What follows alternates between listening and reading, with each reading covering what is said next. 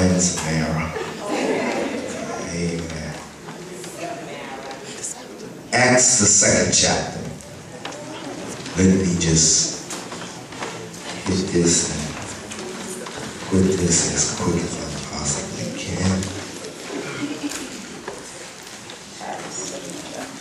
Got a second service. Acts the 2nd chapter.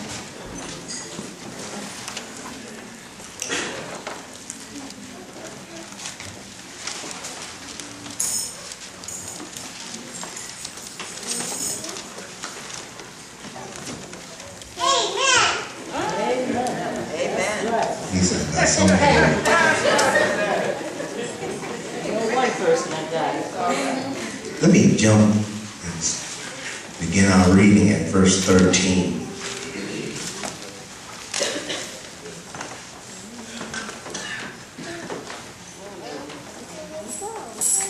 Verse 13.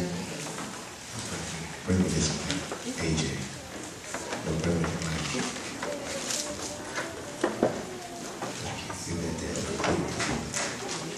Thank you. Verse 13 to verse 16. Read that for us, please, Elder. Amen. Acts the 2nd chapter, verse 13. Others mocking said, "These men are full of new wine." But Peter, standing up with the 11, lifted up his voice and said unto them, "Ye men of Judea, and all ye that dwell at Jerusalem, be this known unto you, and hearken to my words. For these are not drunken, as ye suppose, seeing it is but the 3rd hour of the day. But this is that which was spoken by the prophet Joel." Amen. Amen. Others mocking said, "These men are full of new wine." In another version it said they must be drunk off of cheap wine. But Peter, standing up with the 11, I mean they collectively stood up.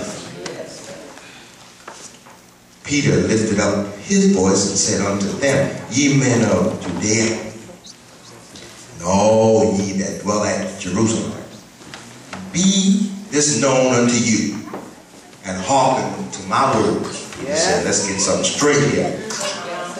These are not drunken, common, as you suppose. Let that marinate. These are not drunken, common, as you suppose. The text would have had a little different light if it said these are not drunken, period.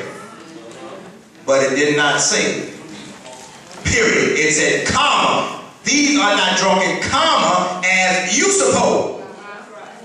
Seeing it is but the 3rd hour of the day. Now, it was about 9 o'clock in the morning.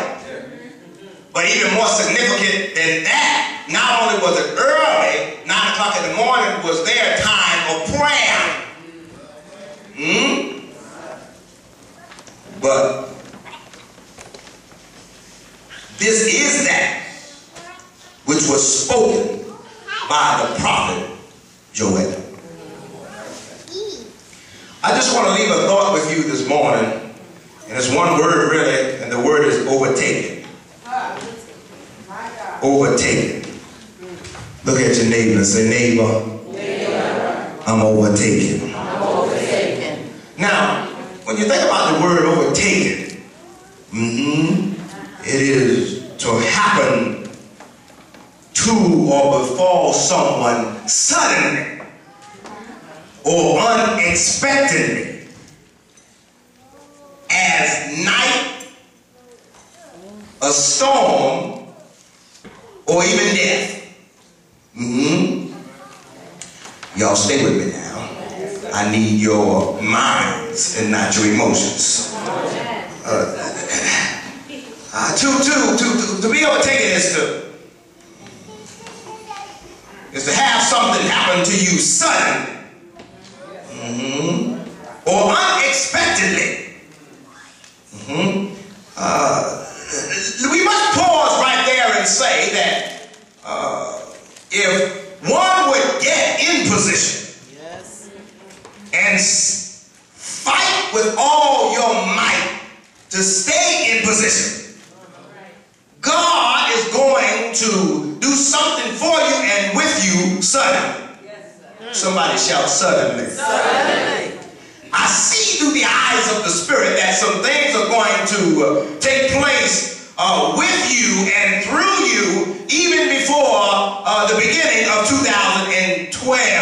Somebody shout suddenly. Suddenly. There are some of you that have been praying. There are some of you who have not thrown in the towel. There are some of you who have persevered, and for you, God said, I'm going to bring about a sudden and miraculous change in your climate and in the atmosphere of your life, even before the new year comes into manifestation. Somebody shout suddenly.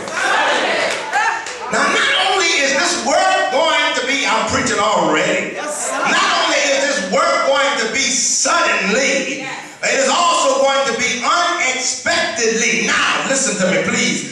Not unexpected by you, because you saw it through the eye of faith, but it's going to be unexpected by those who wrote you off, those who put their mouth of judgment on you, those who thought it would be them and never you. This thing is going to come over you, listen to me please, in your night season, so that when he removes the cloud and reveals you to the people, that which they thought they would see will not be that which they shall behold. Somebody shout suddenly. Help me, Jesus, through here. Some things are happening in your life, and for many of you, you don't understand, but it's taking place not while the sun is shining, not while, see, God works his best miracle. God works his best deliverance in your night season. It was in Job's night when God was working towards giving him more than what he ever had. It was in the night that God began to change the character of Jacob and the name of Jacob into Israel. It was at night when God, you don't believe me, rose Jesus from the grave. It's at night when God works his best miracle in your life. This is why when you're going through your night season, you can't be so quick to give up.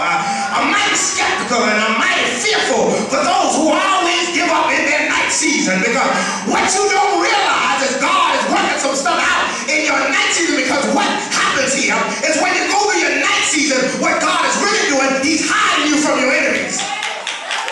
Because in your night is when they think you're going down for the count. In your night is when they think you'll never rise again. But it's in your night season where the hand of God goes behind the clouds and begins to work something in you that cannot be described. And when the clouds are removed, he'll reveal you to the people as something they never thought would be. It's in your night. Somebody say it's in my night season. It's in my night season. I'm not going to preach long or hard. It's in my night season. I got to lay some stuff down prophetically to somebody here this afternoon. It's in your night season. It's in your night season. It's in your night season. It's in your night season. It's in your night season. Some of y'all been going through a night season for a very long time. But I come to encourage you this afternoon and tell you the greatest